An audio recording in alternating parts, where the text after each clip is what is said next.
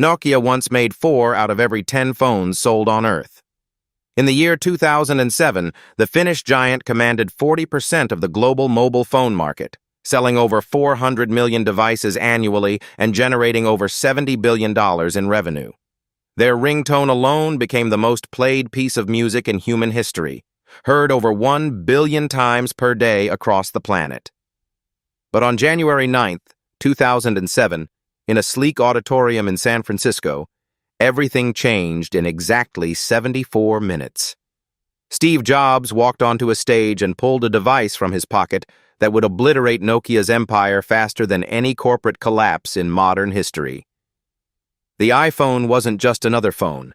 It was a computer, a camera, an entertainment system, and a gateway to the internet, all wrapped in a piece of glass and metal that made Nokia's best devices look like relics from the Stone Age.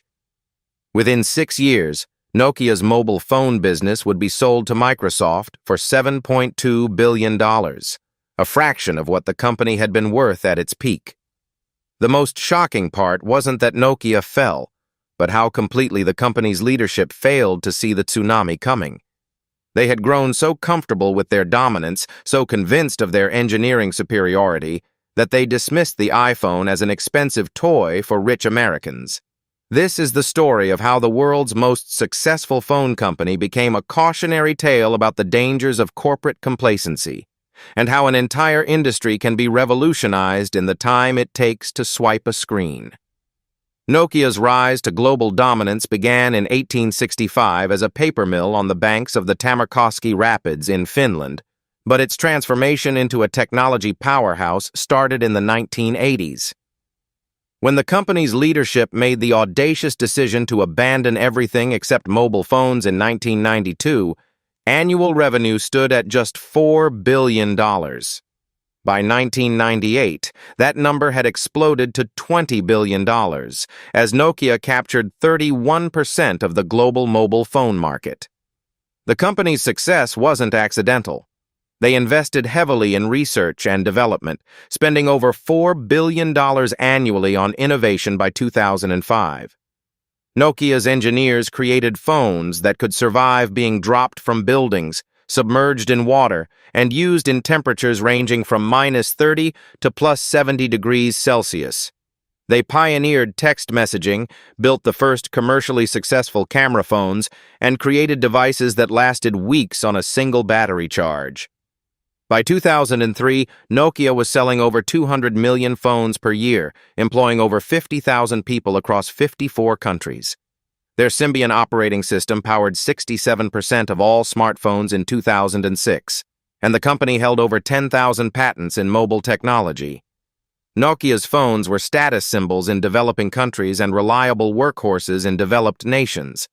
The company's market capitalization peaked at over $300 billion in 2000, making it one of the most valuable corporations on Earth. Nokia didn't just sell phones. They defined what mobile communication meant for an entire generation of users across every continent. January 9, 2007, marked the beginning of Nokia's end, though the company's executives were too blinded by their own success to recognize the threat. When Steve Jobs unveiled the iPhone at the Macworld Conference and Expo in San Francisco, Nokia's leadership dismissed it as an overpriced gadget that would never appeal to mainstream consumers. The company's chief executive publicly stated that Apple's device was nothing more than a luxury item for affluent early adopters, lacking the durability and battery life that Nokia customers demanded. This catastrophic misreading of the market revealed how dangerously out of touch Nokia had become with consumer desires. While Nokia's engineers continued perfecting physical keyboards and extending battery life, Apple had reimagined the entire concept of what a phone could be. The iPhone offered a full web browser, a revolutionary touchscreen interface, and an elegant design that made every other phone look clunky and outdated. More critically, Apple launched the App Store in 2008, creating an ecosystem where third-party developers could build applications that transformed phones into personalized computing platforms. Nokia's response was sluggish and confused. They continued investing billions in Symbian, an operating system that suddenly seemed primitive compared to Apple's iOS and Google's Android platform launched later that year. The company's decision-making process, once praised for its methodical finish engineering approach, became a liability in an industry that now demanded rapid iteration and bold strategic pivots. By 2009, Nokia's smartphone market share was already declining precipitously, falling from 67% to just 43% in a single year as consumers flocked to iPhone and Android devices. Nokia's collapse accelerated with breathtaking speed as the smartphone revolution transformed from a luxury market into a global phenomenon.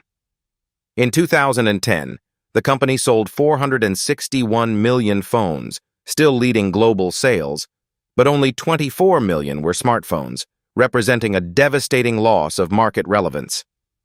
The writing was on the wall when Nokia's new chief executive, former Microsoft executive Stephen Elop, sent an internal memo in February 2011 describing the company as standing on a burning oil platform surrounded by flames.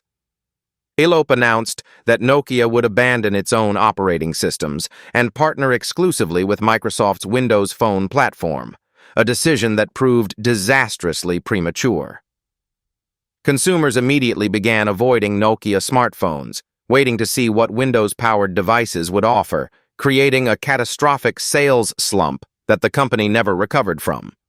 By 2012, Nokia's smartphone market share had plummeted to just 7% globally, while Samsung and Apple carved up the profitable high-end market between them. The human cost was devastating.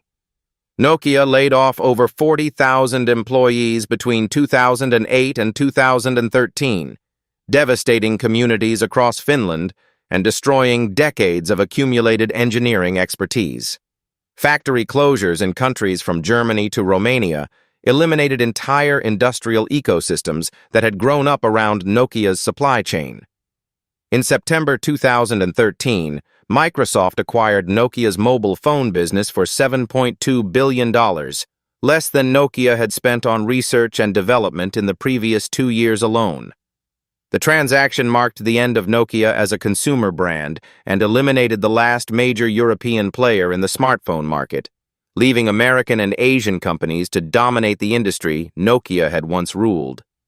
Nokia's spectacular downfall offers profound lessons about innovation, market disruption, and the lethal dangers of corporate complacency in rapidly evolving industries. The company's engineers were undoubtedly brilliant, creating devices of exceptional quality and reliability, but technical excellence proved worthless when consumer preferences shifted toward connectivity, applications, and user experience over durability and battery life. Nokia's leadership fell into the classic trap of listening too closely to existing customers while ignoring the revolutionary potential of emerging technologies that initially served different market segments. When Apple introduced the iPhone, it wasn't trying to build a better Nokia phone, it was creating an entirely new product category that made traditional mobile phones obsolete. This pattern repeats across industries where established leaders focus on incremental improvements, while disruptors redefine entire markets through radical innovation. Nokia's story demonstrates how quickly decades of market dominance can evaporate when companies become prisoners of their own success, unable to cannibalize profitable existing products to pursue uncertain new opportunities. The company's cultural emphasis on consensus-driven decision-making, once a strength during the predictable evolution of traditional mobile phones, became a fatal weakness when rapid strategic pivots meant survival. Perhaps most tragically, Nokia possessed many of the technologies found in modern smartphones years before the iPhone launched, but lacked the vision and organizational agility to integrate them into compelling consumer products. Today, as artificial intelligence, autonomous vehicles, and other transformative technologies reshape industries, Nokia's cautionary tale reminds us that no company, regardless of its current success or engineering prowess, can afford to rest on its achievements. The only constant in business is change, and the only sustainable competitive advantage is the ability to continuously reinvent yourself before someone else makes your products irrelevant.